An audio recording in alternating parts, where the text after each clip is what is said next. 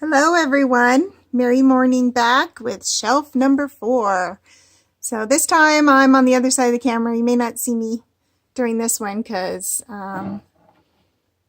it's just a little easier that way down here on the bottom, so I'll move him out of the way. And this shelf is a bit of a mismatch of a little of everything. So there's psychic books, there's pagan books, there's all kinds of stuff down here. Mythology, you name it.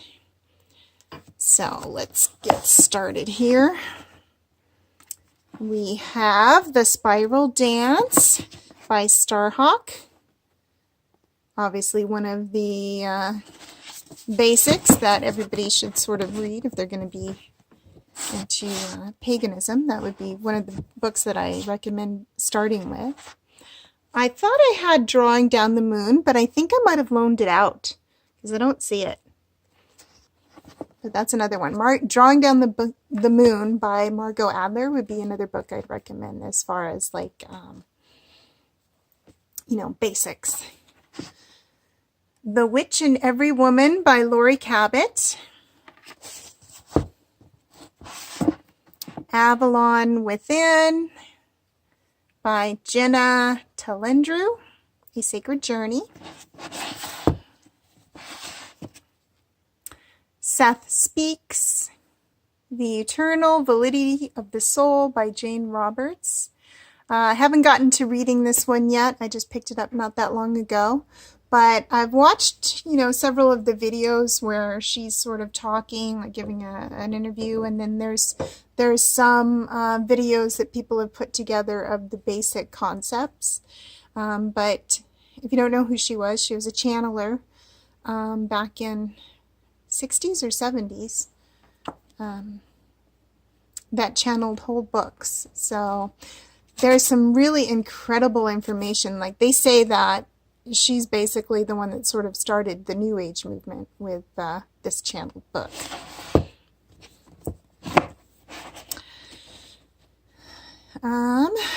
Dolores Cannon, The 3 Waves of Volunteers and the New Earth. Dolores Cannon, I discovered her actually through YouTube a couple of years ago. I don't even know when, but I pretty much became obsessed with Dolores Cannon and started watching all her videos. She is not a psychic or a channeler. What she does is she puts people under hypnosis and regresses them back to do past life regressions and heal like old karma and that sort of thing. So what she ended up doing is she, with all these different patients, she did it for like 40 years. Pretty incredible lady. She started putting together all the information that was similar to each patient and putting it together in a theme. So I think this is one of her last books.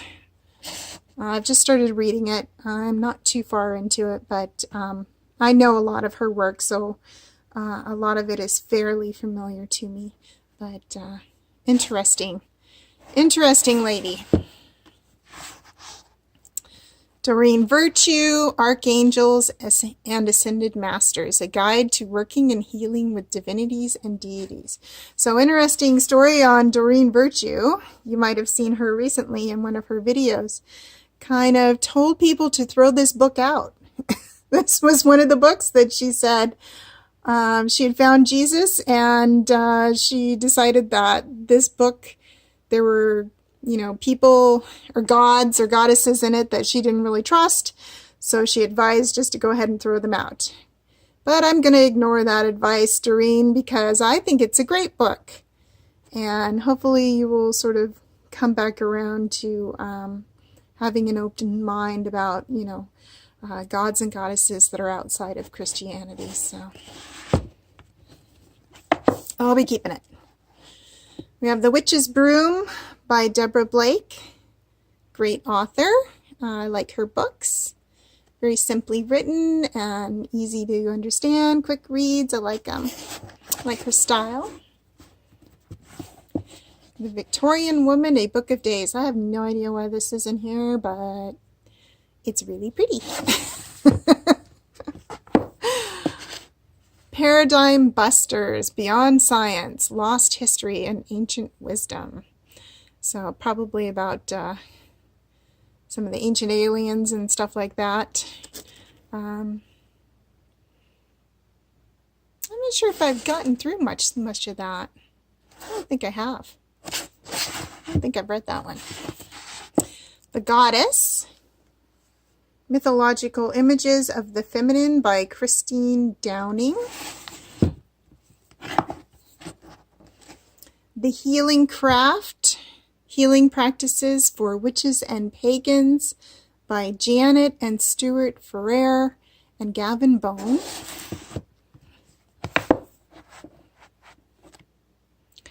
Thorson's Way of Natural Magic by Nigel Pinnick. Philosophy of Science and the Occult by Patrick Grimm.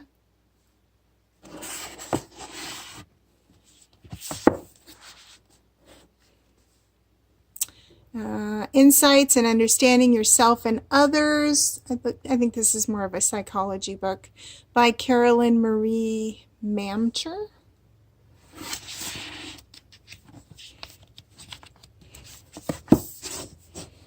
A History of Witchcraft, the Study of Magic and Necromancy Through the Ages, with illustrations, Dr. Susan Greenwood.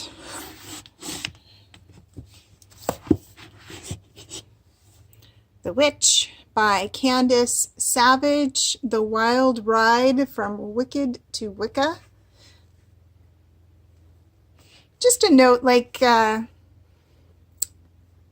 I first started out, sort of looking up books on witchcraft or paganism and that sort of thing back in, the 80s, in the library, there'd be like one little tiny section of weird stuff.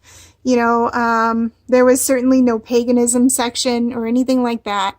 But most of the books were very negatively slanted, as in, witches are evil and scary, or, the books would be about the Salem witch trials or that sort of thing.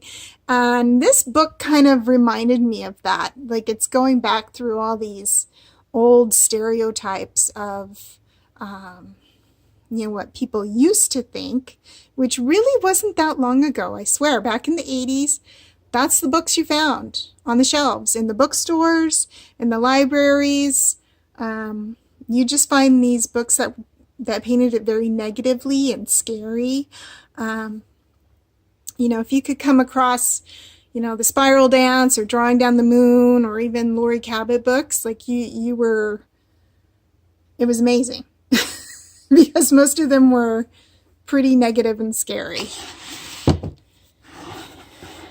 There's The Great Work by Tiffany Lazick. And I'm lucky enough to have Tiffany in town, and I've taken the classes that she does based on this book. So you take a whole year's worth of classes, and it's all about shadow work. Diving deep and sort of releasing all those old fears and things you needed to work on. And you do it through the seasons, so it all sort of makes sense. But I don't want to say that's just what it is, because it's so much more. Like, she introduces basic types of divination along with the seasons. It's like incredible amount of work in this book, and lots of different ideas, and sort of honoring the wheel of the year and the change of the seasons and the Sabbaths. So, Celtic Myth and Legends, an A to Z of People and Places, Mike Dixon Kennedy.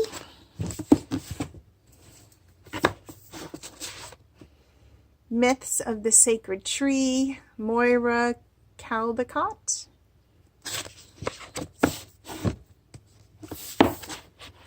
The Good Witch's Guide to Wicked Ways. Deborah Gray, author of Nice Girl's Book of Naughty Spells. Over a bit here. Let's see. Paganism Today by Graham Harvey and Charlotte Hardman.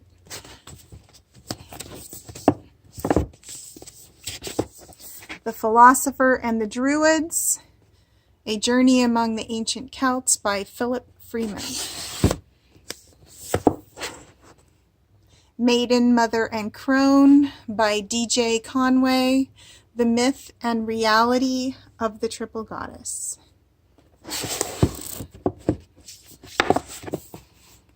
Esoteric Empathy, another one that I've bought recently, so I haven't read it yet. Magical and Metaphysical Guide to Emotional Sensitivity by Raven Digitalis. Which I think is the same person that did Goth Craft, if I'm right. I think that's the one that did the Goth books. Naming the Goddess. Tiffany's in this one as well. There is something here for everyone, for those new to the goddess and for those who want to know her. Psychic Protection by Ted Andrews. Balance and Protection for Body, Mind, and Spirit. Great book. Some really vital information if you are an empath or an energy worker where you take on sort of energies from other people. This one is definitely one to look into. This one and Doreen Virtue's, Dion Fortune's, the Art of Psychic Protection, or I can't remember it, the title of it, but the one by Dion Fortune as well about psychic protection. Those two are the good ones. And we have another one, The Art of Psychic Protection by Judy Hall. Obviously, it's something that I needed to work on with psychic protection. Dion Fortune and The Inner Light by Gareth Knight. Solving the Mysteries of the Greatest Stone Age Monument, Stonehenge. A New Understanding by Mike Parker Pearson. Spirits of the Earth, a guide to Native American nature symbols, stories, and ceremonies.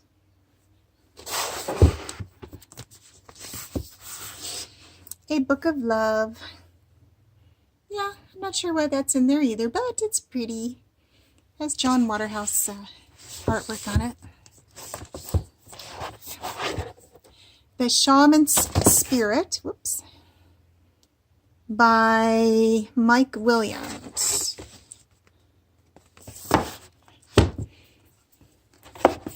Esoteric Egypt, The Sacred Science of the Land of Kim, by J.S. Gordon. Egyptian Mythology, the Isis Oracle. This is actually cards inside here. So it's just an oracle deck based on Isis. And Enchanted by Tatiana. Tatiana's Book of White Magic. Has some nice artwork in that one. And so that ends the Magickal shelf tour of bookshelf number 4. And that pretty much ends all of my pagan books. The next shelf down is sort of mythology based, some books on Atlantis. I start getting into the larger sets of Mysteries of the Unknown, the Time Life books. You can find those in thrift stores often. They're great books. So if you come across them, grab them. This other collection is another one kind of like that. I can't remember if these are Time Life or one of those. But yeah, I think I will stop there. One book I will sort of point out, like these are mostly about psychic powers and that sort of thing, and myth, and that is Joseph Campbell, The Power of Myth. I love this book. There's actually videos. This is the book of the videos, but you can watch the videos on YouTube where Joseph Campbell is talking all about sort of the history of religion and myth and all of that sort of thing, and it's fascinating. I love stuff like that, where you can take, you know, several different religions and sort of figure out, you know, the common threads for all of them, and that's where that book kind of goes. So that's the end of the tour. Thanks for joining me in the Magical Bookshelf. I'll see you next time. Blessed be.